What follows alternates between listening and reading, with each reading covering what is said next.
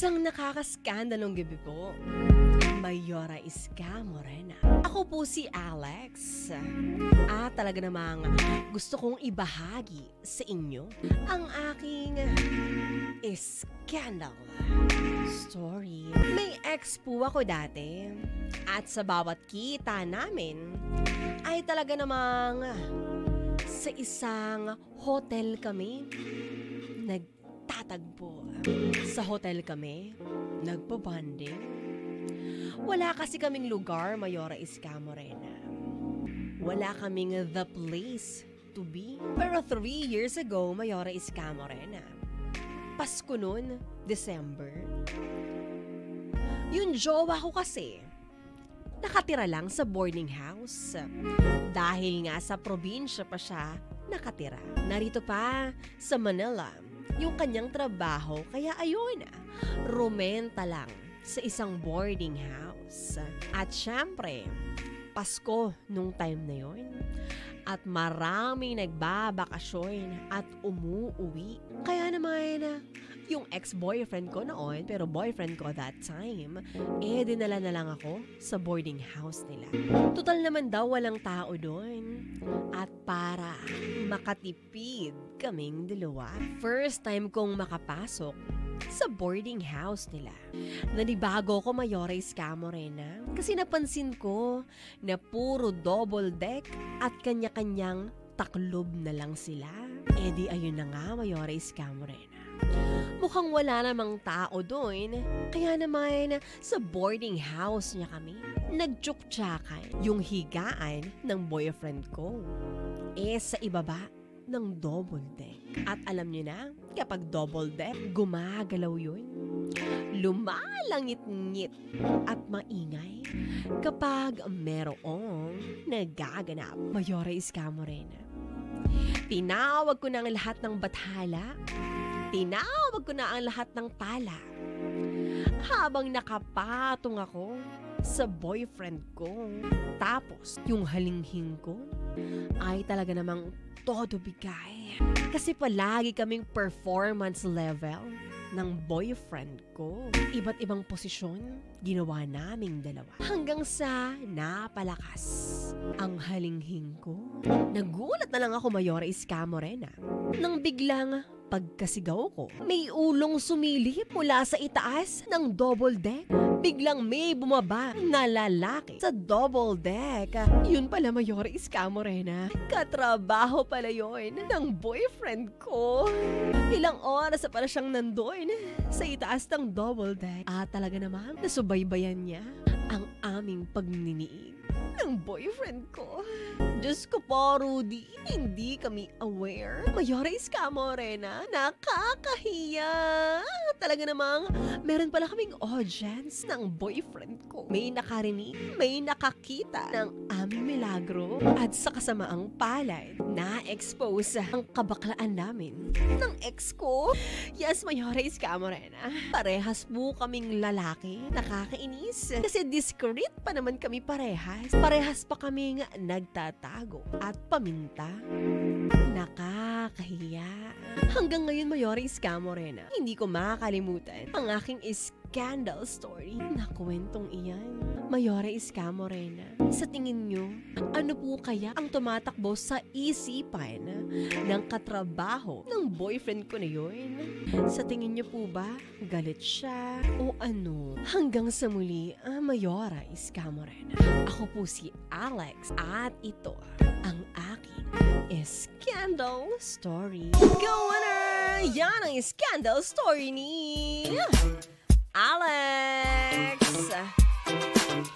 Alex, short for short for Alexander.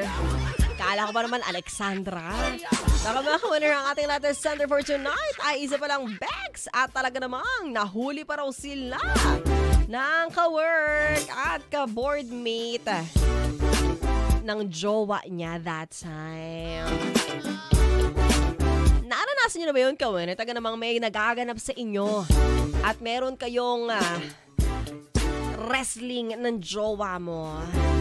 Akala nyo kasi walang ibang tao, tapos biglang may nakakita sa inyong dalawa. Anong naramdaman nyo? Ako kawaner, so far, di pa naman nangyayari sa akin yun kasi maingat talaga ako. Charot! Nakakahiya naman kasi talaga, di ba? Yung tipong, yung mata mo, teterek-terek na. Tapos torobekang-kang ka. Tapos biglang may makakakita sa inyo, no? Talaga mo nakakababa yun. Nakakawala ng gana. Pero depende. Alam mo kasi, Alex, ang tanong lang dyan, lalaki ba talaga yung boardmate ng jowa mo? O bex din siya at gusto makisali sa inyo? Kasi alam mo Alex correct me if I'm wrong, and I'm not judging naman. I'm not into gender kinemeroid. Pero kasi Alex, ang naisip ko lang dyan, kung yung boardmate ng jowa mo that time is really a straight guy, tapos makikita niya dalawang Becky nag-eemihan, yung ibang mga lalaki hindi nila matitik. Hindi nila kaya mapanood o kaya malaman, makita, marinig, di ba? So, ang take ko dyan, bago pa man may maganap sa inyo ng jowa mo, kasi alam naman natin yan mga ka-winner, di ba? Alam natin kapag medyo nag-iinit ang katawan ng dalawang magjowa. So, pwede magpasintabi muna yung boardmate ng jowa mo that time. Pero hindi Talaga namang hinayaan niya na matapos kayong dalawa. So talaga may audience kayo. Buti hindi siya pumalakpak. Buti hindi siya sumali. Charot. So ngayon, ang nasa isip ko lang na nasa tumatakbo sa isipan ng boardmate ng jowa mo is because nag-e-enjoy rin siya doon sa sight or sa naririnig niya. Sana tinanong nyo, no? Sana sinabi mo, would you like to join? Charot! Ay, pag gano'n pag mag-jowa kayo, dapat dalawa lang kayo. Walang nakikisawsaw, walang nakikihati, nakikisabay. Pero anyway, alam mo, Alex, for sure, hindi mo pa rin makalimutan yung naganap sa yung scandal story na yan. Kasi it was 3 years ago. Pero, naaalala mo pa rin yung mga naganap that time. And to think na ex-boyfriend mo yan. Alex, may jowa ka na ba this time? Tanong ko lang. Kung wala pa, baka yung lalaki nasa ibabaw ng double deck, siya talaga yung para sa'yo. O, pinaasa pa. Diba? Kayo ka-winner, anong gagawin nyo kapag nalaman nyo na meron palang nanonood sa inyong magjowa habang kayo ay naglalabing-labing? Naku po! Mag-text ka na ka-winner 0977700915 o di ka naman mag-comment ka na ngayon sa ating Facebook Live. Just search Mayora Iska Morena.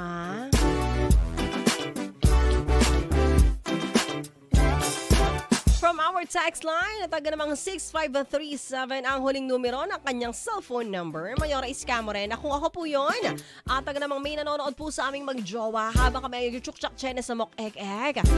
Dalawa lang po yan. Titigil po namin o aalokin naming sumali sa amin. Hay! Grabe naman yun! Charot!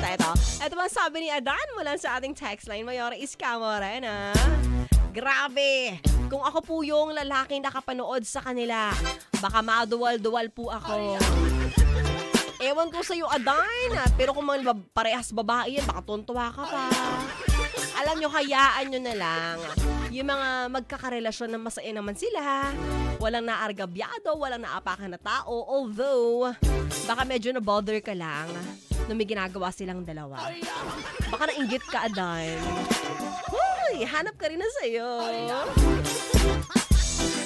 Sabi rito ni John Rayo, live show, madam. Live show? Mayora Iska Morena, kung ako po yun, sabi ni Kevin Angob, gagawin ko po siyang taga-video namin. Sabi ni Archie Monzon, voyeurism is real. Wait, Archie Monzon, what is a voyeurism? Care to explain in Tagalog? Wala English yan dito, B. Oo. English, please. Voyeurism. What is that? Google, what is voyeurism?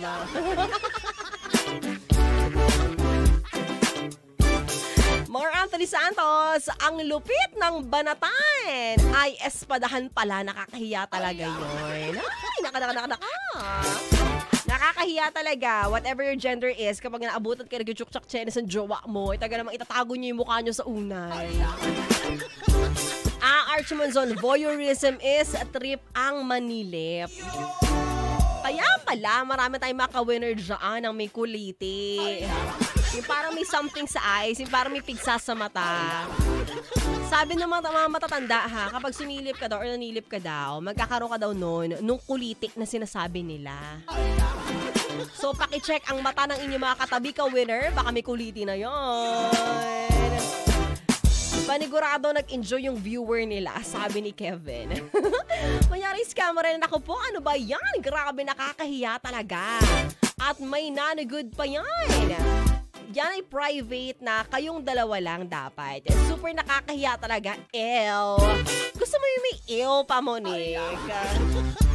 Like, ew, disgusting. Charot! Sabi naman dito ng ating co-winner sa ating text line, Mayora Iska Morena, para po kay Alex, charge to experience na lang siguro. Isolated case lang po yan. Kung bakit kasi hindi nyo chinek bago kayo umaksyon. Masyadong excited sa emihan. Baka Becky lang din po yung nanonood ng live show. Be careful next time. Move on since matagal na rin naman na yan. At sabi mo nga, ex-boyfriend mo na yan. Correct! Alam mo, move on and get over with it, Alex. Because it's your past and it happened in the past. Hindi natin mababalik yan, girl. Sabi nga nakawinin natin, charge to experience.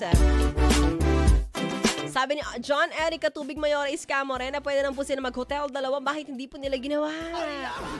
Na-explain na nga ni Alex kanina, John Eric, na nagtitipid daw sila mag-jowa.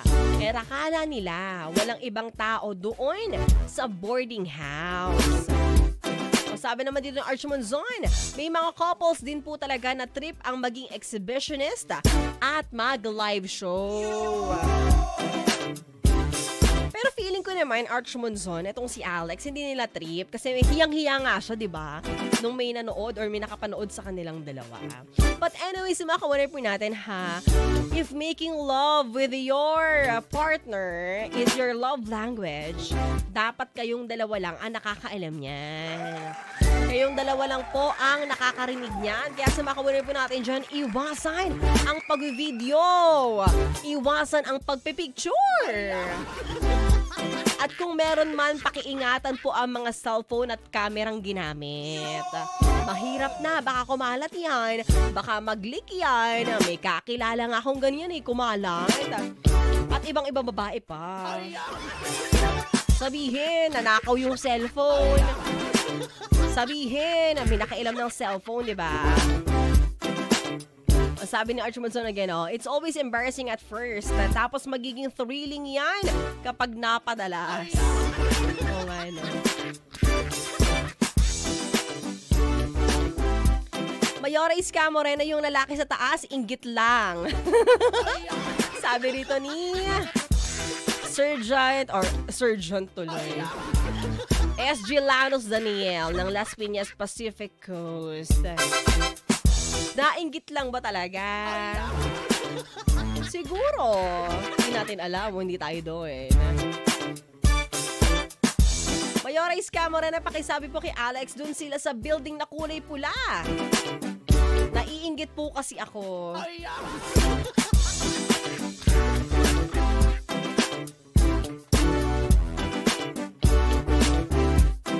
Anyways, Alex, thank you so much sa pagpapadala ng iyong scandal story.